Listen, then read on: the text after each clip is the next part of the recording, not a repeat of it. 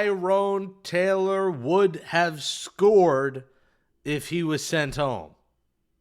You're watching Mets Daily. I'm your host, Jake Brown, at Jake Brown Live on all socials. Smash that thumbs up on this video. I need a NyQuil to fall asleep last night, folks, and there were a plethora of things that needed to be done differently. But to me, why I had nightmares was right here. Now listen. The Mets come back. They're down 5-0. Alonso with a 3-run homer. It's 5-3. They tied in the 8th. Boom, it's 5-5. Then in the 9th, Diaz gets out of a jam. Runner at third, no outs. He gets out of it.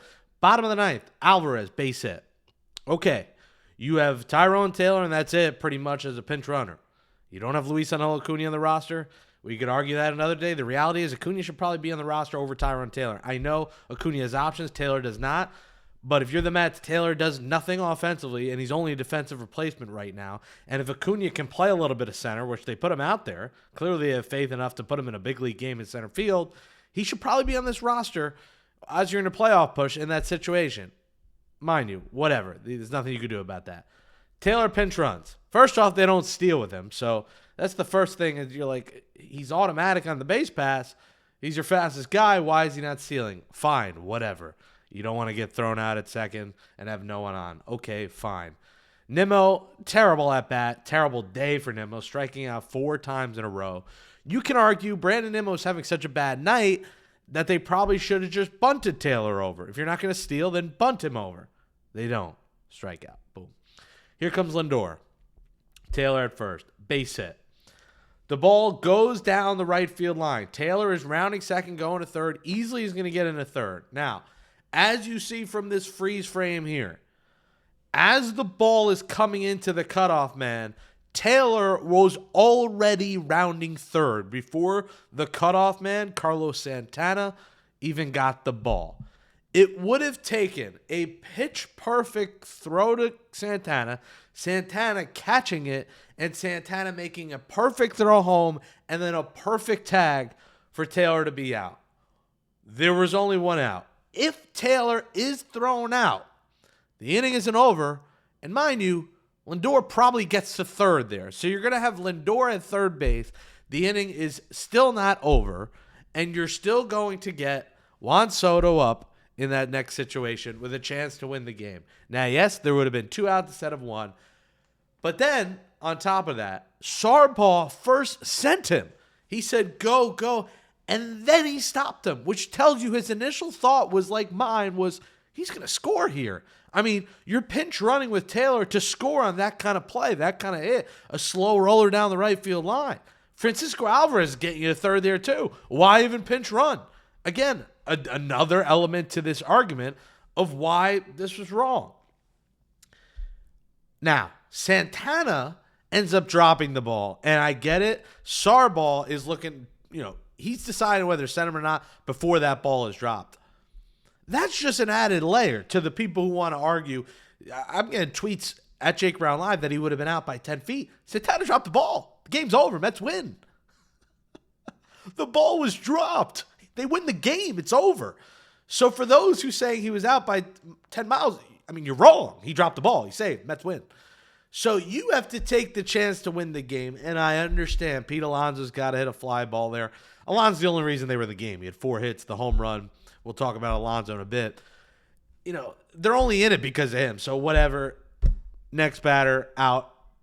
Line drive for the out from McNeil to the shortstop. 8th inning, Mullins rockets one. Rocchio makes a great play. They don't score in the 8th. But, this team's been so putrid with running in scoring position that you can argue till you're blue in the face that Alonso and McNeil should have got the job done. But the reality is they have not all season. And this is a team that continues to manage to coach to not lose instead of to win. There is no sense of urgency. A team with a sense of urgency has Taylor steal second in that 9th inning. A team with a sense of urgency or wit realizes that Nimmo couldn't see straight all night and have Nimmo bunt him over if you're not going to steal, or steal and then bunt him over. Again, a non-aggressive team, a team playing not to lose. And then the ultimate sign of not being aggressive and playing not to lose is not sending Taylor. You win the game right there. Don't put it in anyone else's hands. And if he's out, I live with it because it's a double. It's a pinch runner. The whole point of the pinch runner is to score in a double, and he does not score. I just can't fathom this decision. And this screen grab and the video itself and the drop by Santana tell you all you need to know. Taylor scores. Brett Beatty, too. 10th inning, Brett Beatty goes to the 10th. All right, we live to see another inning. Here we go. Beatty throws it away. I mean, Taylor and Beatty, does this not sum up this team and what's going on right now? Tyrone Taylor can't hit a lick. On Sunday, he swung and a pitch that hit him. What is it? Hit by a pitch, but he swung and missed, so it's a strike. He doesn't score in a double here. Beatty, who's not playing as much, they put him in the game. He doesn't come through in a big spot. And then in the 10th, he throws a simple throw to second away past Lindor, and that's the game.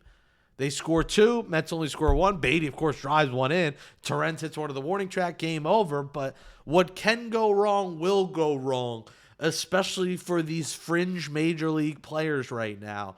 And I'm sorry, but Tyrone Taylor, I would release him. I don't think he's helping this roster in the slightest right now. He's been a solid Met. He was nice last year. He's really not good this year. You can part ways with him pretty simply, and it doesn't change anything about the team. I think Acuna helps the team a little bit more in this spot because he's probably swiping a bag and he's scoring here easily. So I don't know. I just it's a comedy of errors from this team, and obviously this wasn't the only thing. There were a million other things. They go down 5-0. Can Manaea not give up 5? Can Beatty not make that error in the 10th? Can they get that runner home with less than 2 outs in the 8th? Can they get that runner home with less than 2 outs in the 9th? It's been a tale as old as time. Those things don't shock me because it's happened all season. But when you're a team that's making those kind of mistakes, sometimes coaching's got to be better as well. And like I talked about it yesterday, Eric Chavez replying to DMs, looking like a hooligan.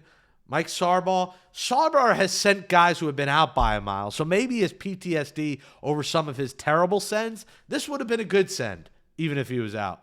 I would have lived with the Mets going for the win in that spot. You got the game in your hands, and I understand who was coming up, but the reality is this team has not been clutch in the slightest. So just a loss. I took NyQuil. It's the only way I fell asleep last night.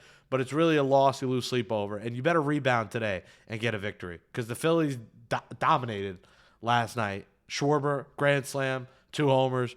They're up a game and a half. And this division could slip away if the Mets don't take a hold of this right now. It'll be Clay Holmes against Allen tonight.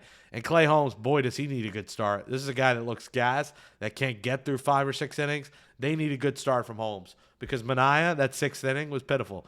And listen, you can argue they should have pulled him. I think you want to keep the ball in your ace's hands in that spot, and it's on Manaea to get the out, and he gave a 440-foot homer to Arias.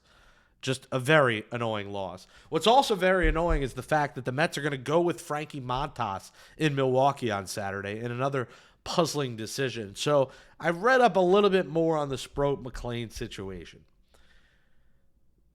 They are still rookie eligible next season if the Mets wait till August, I think it's 16th, to call them up. The 16th or later, they can be rookie of the year eligible next year. If you win rookie of the year, you have the chance to get extra draft compensation. So you get, I believe, extra draft picks if you have a rookie of the year. So I believe that is maybe playing a factor here where they don't want, they think Sproat and McLean could be part of this rotation next year.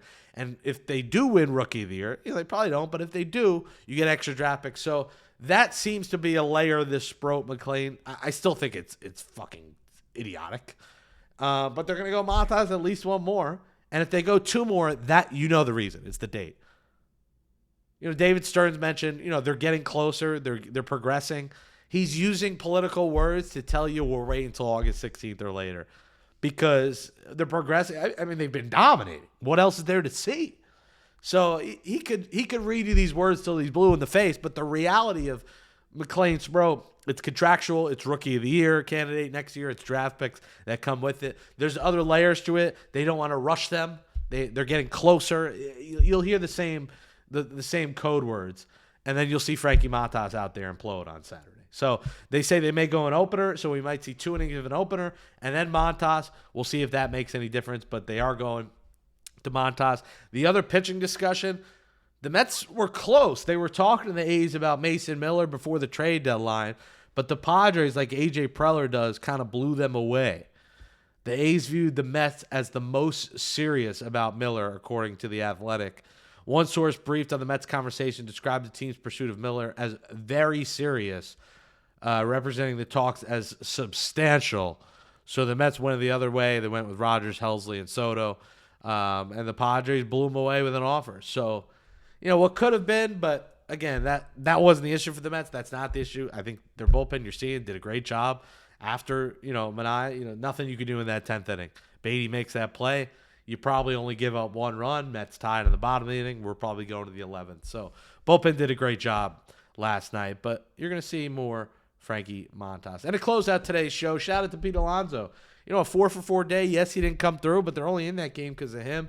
251st homer. He is now one home run away from tying Darryl Strawberry for the Mets all-time home run record at 252. Let's see if he hits one tonight and tomorrow becomes very intriguing, goes to the record. Now, if he doesn't hit one tonight, it's a good chance he's going to do this on the road. The Mets obviously have this road trip coming up. They're not home again until next Friday.